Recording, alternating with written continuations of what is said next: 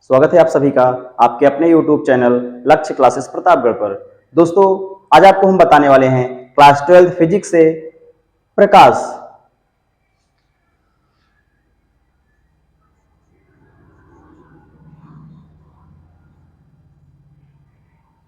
प्रकाश ऊर्जा का वह रूप होता है जिसके कारण हमें वस्तुएं स्पष्ट दिखाई देती हैं।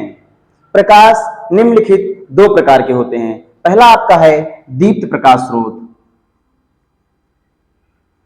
दीप्त प्रकाश स्रोत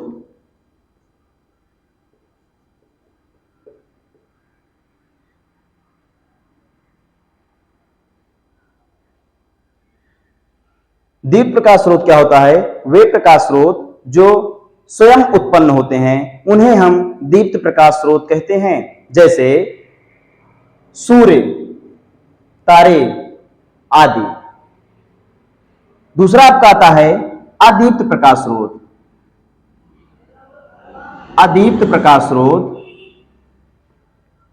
वे प्रकाश स्रोत जो स्वयं उत्पन्न नहीं होते हैं उन्हें हम अदीप्त प्रकाश स्रोत कहते हैं।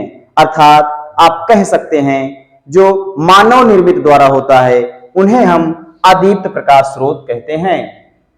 प्रकाश के गुण, अगला टॉपिक हमारा आता है प्रॉपर्टीज ऑफ लाइट।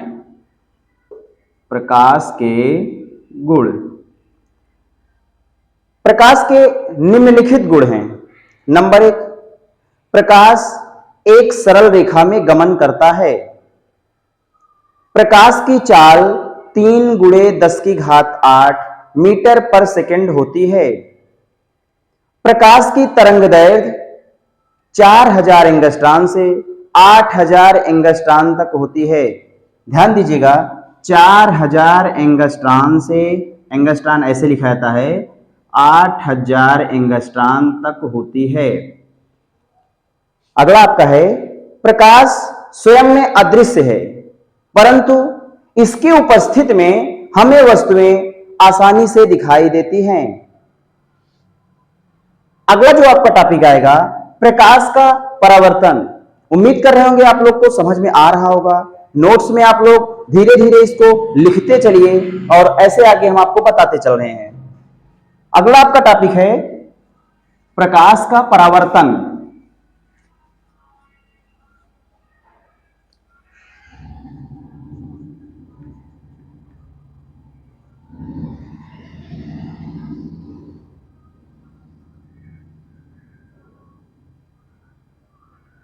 प्रकाश के परावर्तन में थोड़ा सा हम जानेंगे प्रकाश का परावर्तन क्या होता है। जब प्रकाश किसी पॉलिशदार व चिकने सतह पर गिरता है उसका अधिकांश भाग वापस लौट जाता है। प्रकाश चिकने सतह से टकराकर वापस जाने की जो घटना होती है उसे हम प्रकाश का परावर्तन कहते हैं। थोड़ा सा चित्र देख लेंगे।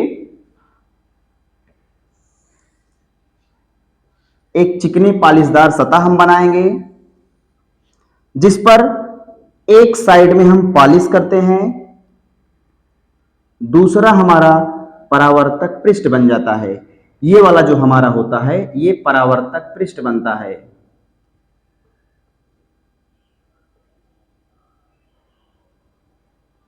ये हमारा परावर्तक पृष्ठ बन जाता है। यहां पे ध्यान देंगे, ये आपतित किरण होती है। परावर्तक पृष्ठ पर टकराने के बाद यही घटना जो पुनः वापस लौट जाती है इसी को हम परावर्तन कहते हैं। इसका नाम है हमारा आपतित किरण, ये है आपका परावर्तित किरण। बीच में आपका होता है अभिलंब और इस बिंदु का नाम है आपतन बिंदु। आपतन बिंदु ये आपका है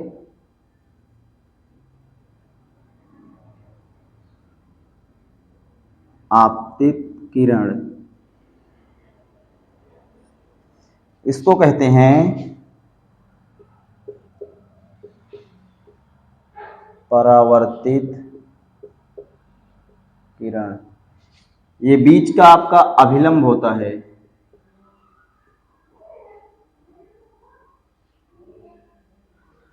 यहां पर जो कोण बनता है इसको हम कहते हैं आपतन कोण।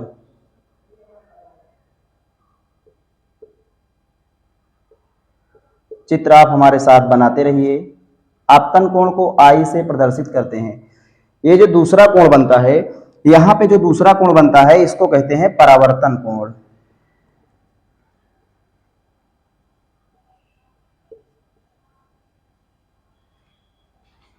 परावर्तन कोण को आर से प्रदर्शित करते हैं, स्मॉल आर।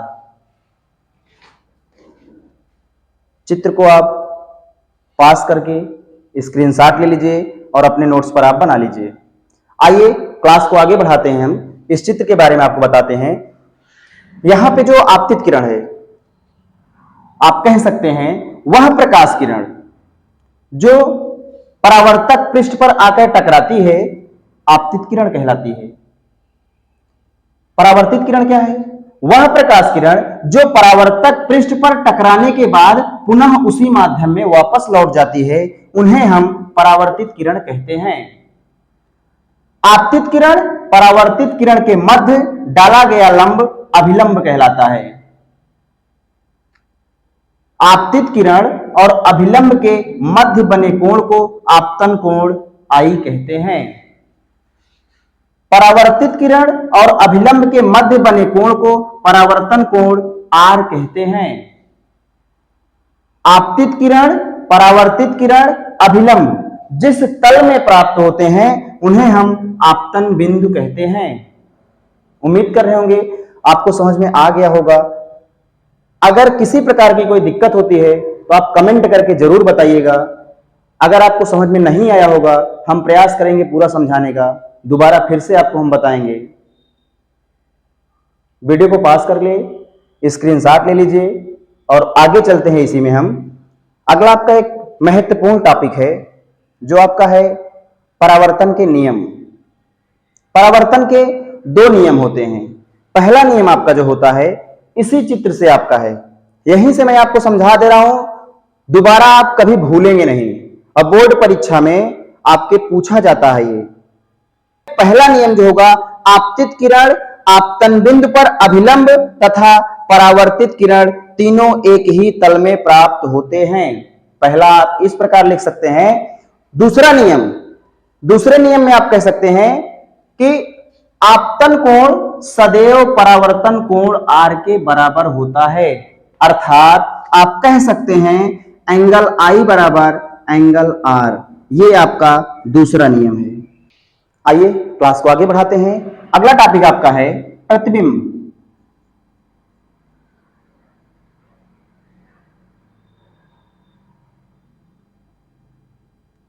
प्रतिबिंब, फोटो, इमेज आपकी। प्रतिबिंब क्या है?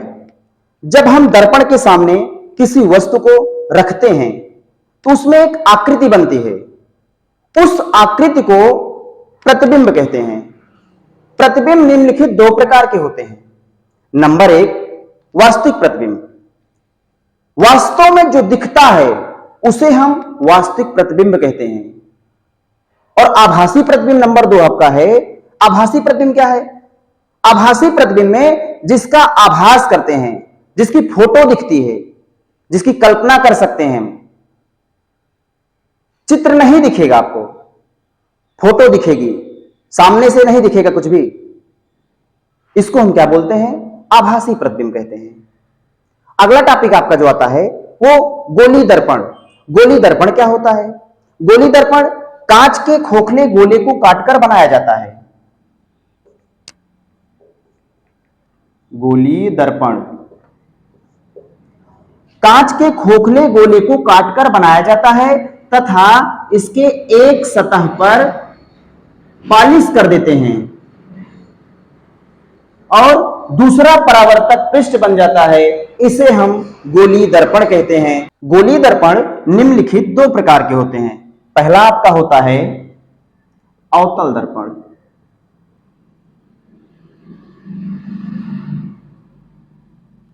अवतल दर्पण क्या है? आइए चित्र की सहायता से देखते हैं। एक कांच के खोखली गोले को काटकर एक साइड में हम पॉलिश कर देते हैं और दूसरा हमारा परावर्तक पृष्ठ बन जाता है। अवतल दर्पण की जो परिभाषा होगी, जिसका परावर्तक पृष्ठ अंदर की ओर दबा होता है, उन्हें हम अवतल दर्पण कहते हैं। दूसरा आपका आता है उत्तल दर्पण। उत्तल दर्पण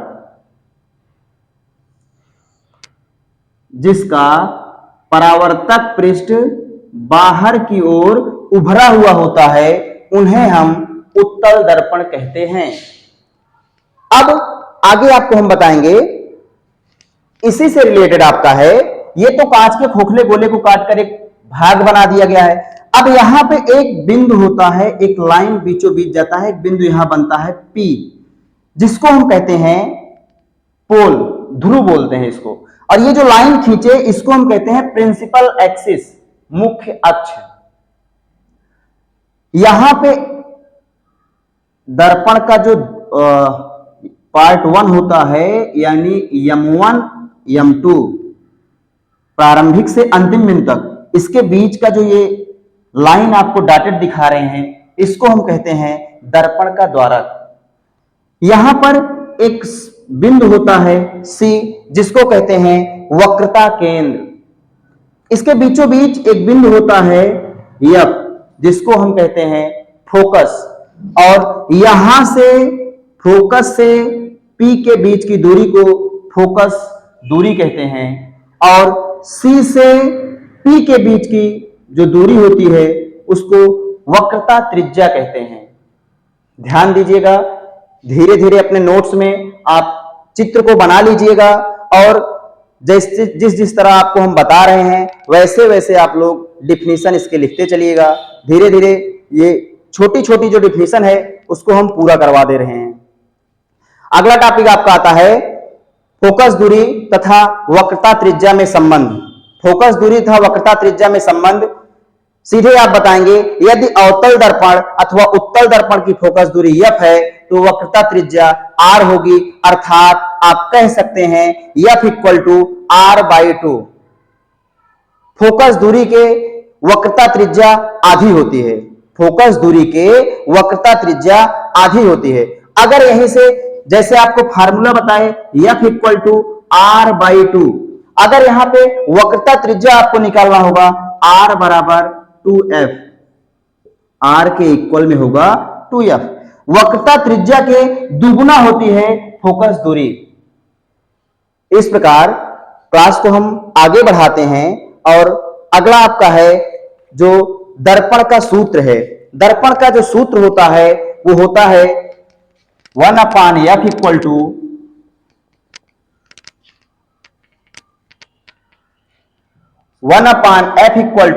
1/V + 1/U। ये दोनों दर्पण के लिए सूत्र है। अवतल दर्पण, उत्तल दर्पण, दोनों दर्पण के लिए सूत्र आपका है। यहां पर लिख लीजिएगा, F आपका है फोकस दूरी।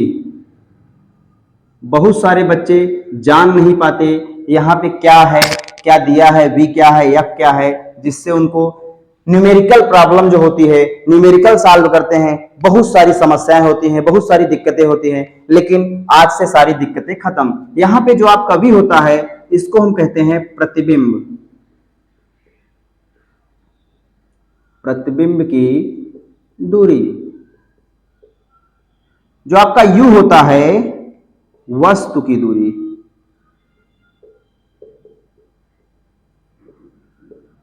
यही तीन चीजें आपको दी होती हैं। और अभी आपको जो फार्मूला बताया था F = R/2, R जो होता है वक्रता त्रिज्या। इसको आप लिख लीजिएगा अच्छे से, और ध्यान से आप पढ़ लीजिए। F आपका है फोकस दूरी, V आपका है प्रतिबिंब की दूरी, U आपका है वस्तु की दूरी, R वक्रता त्रिज्या। अगर आपको इतना पता हो जाएगा, तो आप न्यूमेरिकल बहुत आसानी से सॉल्व कर सकते हैं। बहुत सारे बच्चों को रहता है सर न्यूमेरिकल में बहुत प्रॉब्लम होती है, वैल्यू को कैसे निकालें, उनको पता नहीं होता है। तो उन सबसे ज्यादा जरूरी आपको है कि ये अगर आपको पता हो जाएगा F क्या है, V क्या है, U क्या है और पूछा क्या है, बहुत आसानी से आप न्यूमेरिकल सॉल्व कर लेंगे। कभी एक भी पैसे की आपको समस्या नहीं होगी, मेरी गारंटी है। आप आज से न्यूमेरिकल प्रॉब्लम खत्म आपकी। इस चैप्टर की अगर इसी प्रकार सभी चैप्टर के जो नाम होते हैं FVUR इस प्रकार जैसे इस चैप्टर में दिया है, अगले चैप्टर में जैसे दिया रहेगा, अगर ये आपको पता रहेगा तो आप सूत्र लगा लेंगे, बहुत आसानी से निकाल लेंगे।